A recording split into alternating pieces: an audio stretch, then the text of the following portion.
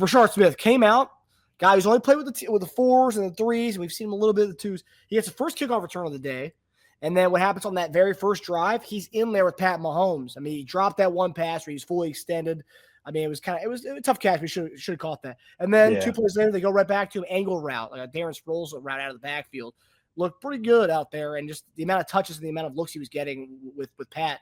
What did you guys make of Brashard Smith, and do you think seeing him on the kick return tonight, as well as getting reps within the starting offense and hearing what Veach said about him in the press box tonight too, that also gave me like, wow, like they are going to utilize him a lot this year, or utilize him somewhat with the offense. Do you think that he's got a chance to take that kick return job as well as be get some reps on the offense, or is this more about let's see how he can look with Pat? I do believe it was, let's see how he looks with Pat. I think they wanted to put him in with the ones to see how he was going to be able to win, to see how he was going to be able to do. I think he did a pretty decent job of it. I mean, that one he ran that seam route, he was wide open. Pat throws it on me, and yeah, a little high ball, but he had it. He had it, and he just he's trying to pull it in, then pull it in. But what I love about it is to go right back to him, like you said, on the arrow route or angle, if you want to call it, and shoot, he utilized them. And my thing is this: he's such a weapon in the passing game. There's no doubt about it. He's a guy that could do a whole lot. You get him out in space, he's gonna be some problems for a lot of defenses. I think he's still trying to figure out running the football in the NFL. We know that's something that he's kind of new at, and it's a different thing running here in the NFL than it is in college. It's and I say this all the time, but the whole breathes. It does. There's like a pulse and thing to it. There's a timing that you had to have down. There's a patience. There's an experience, like a skill set to get there to understand exactly what it is that you're doing. And so same thing with, when they say talking about Pacheco. Pacheco had to learn that when he got from Rutgers, because what he had to do, he had to keep running and, trying to run over his lineman up there. But it is like, hey, man, patience. You got to learn patience. You got to understand how the blocking scheme is going to work. It may not initially be there. What hole do you run? Do you take a step? You can't be back there dancing. And so if he could get that part up to speed, he's going to be even more dangerous. But to be honest with you, man, with the guys that we have in the room, I mean, I like all the guys we had. I've heard somebody contacted me on it. I ain't going to say who, but they asked me, what was the rumor on, Breece Hall, and I'm like, look, I ain't heard anything. I'm not. So I think we good with the guys that we got. I think the guys in that room do a good job. It's a great 1-2 punch. Pop looked great running the ball. Kareem looked great running the football. Elijah Mitchell looked good running the football. He's a pro. Yeah. We know that. He's been a guy that's been able to eat in this league. He's been able to make plays.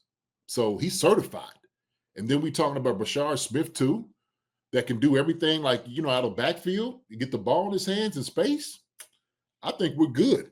So I some of these rumors, man, when people start them, I'm like, do we really know what we got? Are we really giving guys a fair shot? Do they truly understand what these guys can do?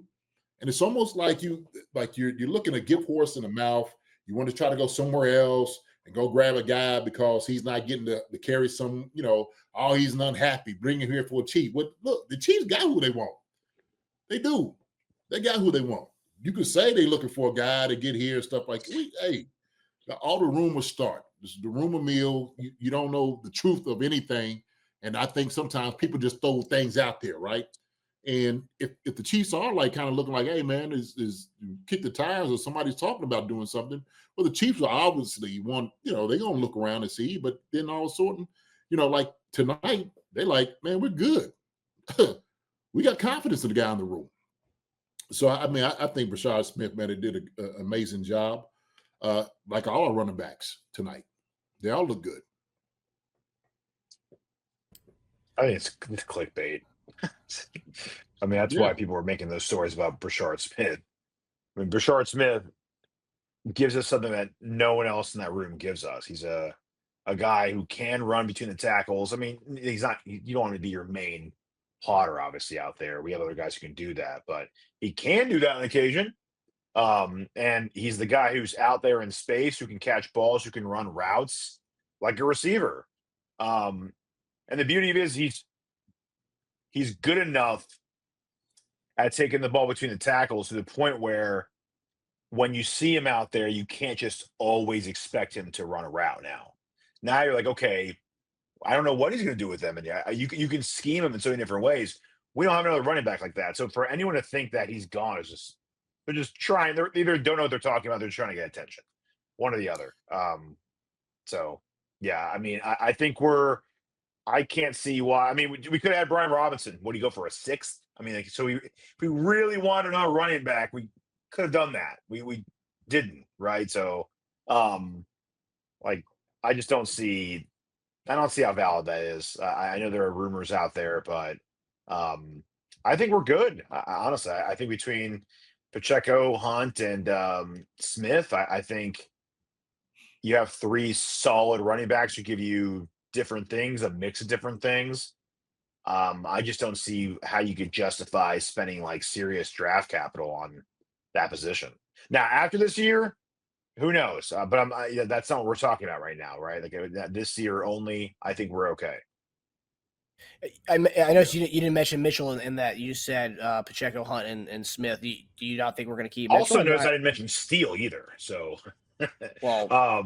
well, yeah, that's a legit thing. I mean, for my roster, I don't have Steele on it, but I do have us carrying 4 running backs, which would include Eli Mitchell. Just because we're talking from the standpoint of if Pacheco, he has the injury history, Pacheco's out at any time. You have Kareem, who's going to be your lockdown, your short yardage guy, and he can tote the rock 20 plus times if you need be. But like JD said, Eli Mitchell has been a dude in this league when he was filling in for CMC in the past. He could be a guy as well. Brashard Smith will never be a guy just to have, if Pacheco goes down, to have a Hunt and Eli Mitchell to be kind of your 1-2 punch there, and with Brashard Smith kind of third down back in that. Do you not have us carrying 4 running backs, Tej? So no, that's tough. I would not be surprised. I would not be shocked either way. I could see us keeping Mitchell. I could see us going 3. And if anything happened, we pick somebody up. But we already get what we get. We already gave 1.2 guaranteed to Mitchell. Yeah, that's right. Right. Okay. Yeah. Yeah. Tight end, running back, and receiver for me, man. Just those are all really tough decisions to make. Yeah. I all 3 of those. Like, and I think they really connect with each other too, because you might have to make a tough decision between one of those positions and losing a guy at another position somewhere else. Unfortunately, but yeah, I think either way, if you keep 4 or 3, I'm happy with that group. That's a good problem to have, by the way, right? Like when you're desperate for running back, if you're desperate, you can't just think that, man, we need someone else. We're actually the opposite, right? We think like, I mean, we can afford to get rid of somebody. When you can have that debate that we're even having right now, it just shows you that we're all right. I think it's boiled down to if all those guys, if they're being utilized on special teams, is really the question, right? So Elijah Mitchell looks good. He's a good running back. He's proven. Yeah. The question is, okay, the Chiefs can be like, hey, man, look, you may have an opportunity to go somewhere else, to go get some playing time if that's one of the things, if he's not one of the guys that is going to be playing a lot of special teams. And that's the question. You wonder, like, hey, man, you've been a kind of a star in this league. Are you willing to go down on kickoff and punt and all those different things? That's the question. And so that's the same thing for Brashard Smith. Brashard Smith, young guy, I'm sure he's willing to do it. I guarantee they throw him in there because of his speed.